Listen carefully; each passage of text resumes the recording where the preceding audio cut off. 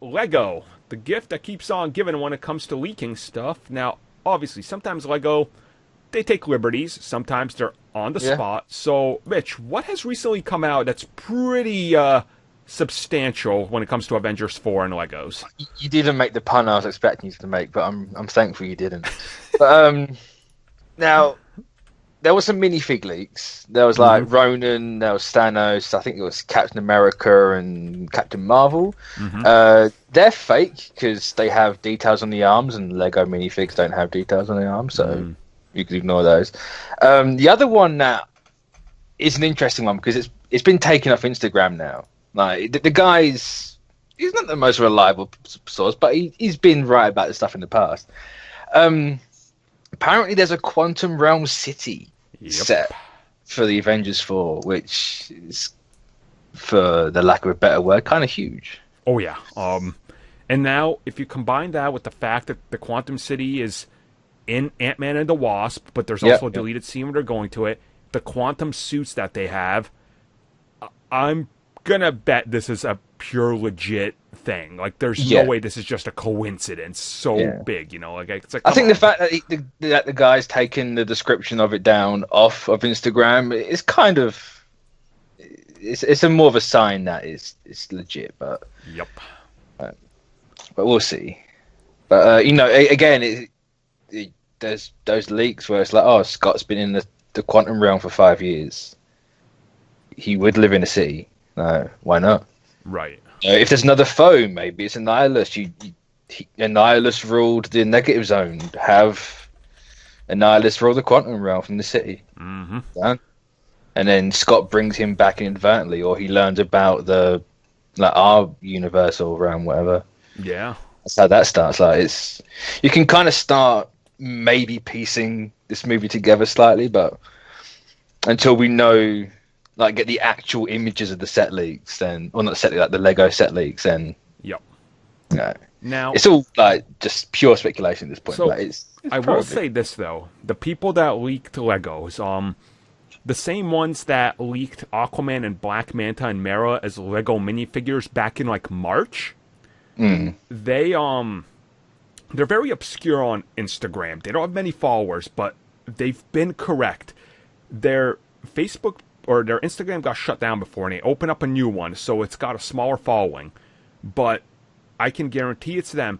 They did show interesting minifigures, which some of them do have some off things about it. I didn't get the screen cap it before I came back home. I was like, oh, I'm going to go to that and I'm going to save the full quality picture.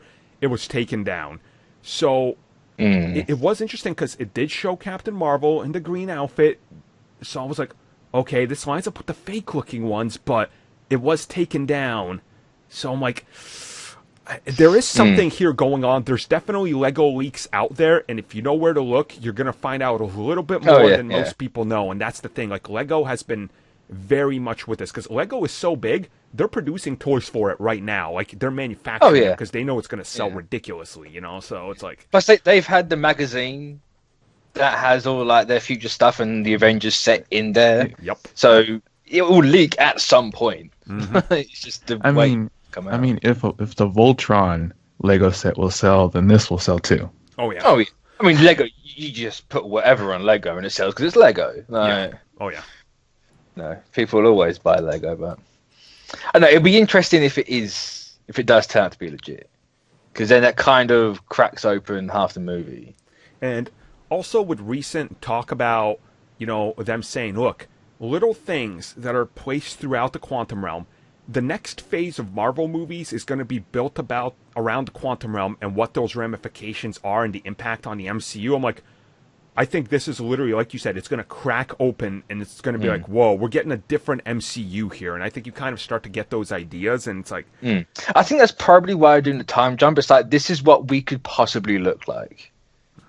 Like, if it's 5 years, it's like, you know, you might not necessarily get these movies, but this might be like the direction we're heading in. So my wife and I, when we go to the gym and back, it's like a 30-minute each way. So we usually talking about this type of stuff. And she was like, wouldn't it be smart if, like, you could doing that 5-year time jump? You're like, hey, look, here's Cassie, and here's this new character, and look, here's Riri Williams, and here's maybe a Kamala Khan, and you're kind of like, yeah, they're kind of the new Avengers. They're a team of Avengers that are younger, and you kind of just place that in there, and if people react to it well enough, you're like, well, I guess I know what we're doing in a couple years, in the movies. So it's like, it makes a lot of sense if that's the approach you want to take with that time jump, to kind of test some of these newer characters that you might be unsure about, to see how the audience responds. It's a smart move. If they don't work out, you literally go, oh, well, that's a different timeline. Exactly. Like, we've changed it, so you don't have to necessarily see them again, because the events that led to them never happened. Mm-hmm. It's like, so would they call them the Young Avengers, or would they call them the Champions?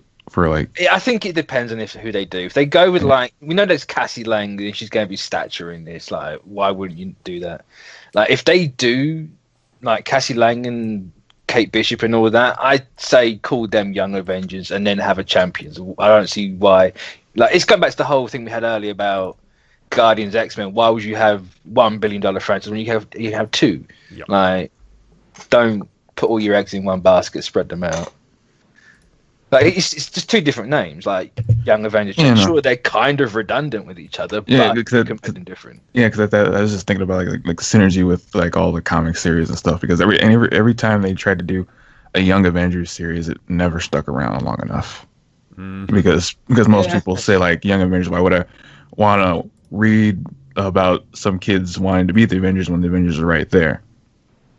I mean, wasn't that the point of why they came back anyway? Because they weren't there. I mean, it was Civil War. Yeah. I mean, kind of how cool would it be if it's like we get to Avengers 4, right, and we're seeing this time jump, and it's like, oh, here's Spider-Man, and check out, he looks a little older, and he's maybe teaching a couple people, because at this time, he's actually a full-blown Avenger that's like, like he's one of the heads of it. It's like, oh, wow, that's kind of... He'll also be dust. So yeah, true. There's also that. I mean, we really don't know what they're doing here. So, dude, I'm so excited. Like, every time we get another leak, it just adds more to the pile of questions. I'm like, I can't handle this anymore. Like, it's just confirm this. Give us everything. The title, the trailer, the teaser, the posters. Just give us anything, please. And the problem is, like, when that Avengers 4 trailer comes out, no one's going to like it.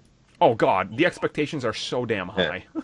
I wasn't even a massive fan of that first Infinity War teaser because it wasn't what I thought it was going to be. I remember you were severely disappointed. We argued about that on the podcast. We were like, wait, how did you not just like, but at the same time, that was the main reason why I'm just like, don't expect anything. Mm-hmm. I still love the movie. It's like top MCU tier at this point, but I still stand it wasn't a great trailer, but well, that's how it goes sometimes. Even with a trailer though, you're not going to see everything. I doubt we see a third act in it. I know you normally get a third act, but if they got this time jump, you could make it seem like a third act when it's actually the first. But it depends what they do with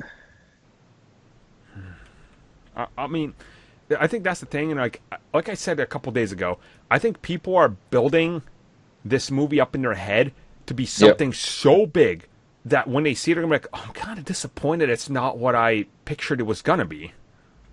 But I think people did that with Infinity War, but it didn't go the way you'd normally think something like that would go. Mm-hmm. Like, people had their own movie in their head, and like, this has to happen, that has to happen, but then everyone still loved it anyway. Yeah.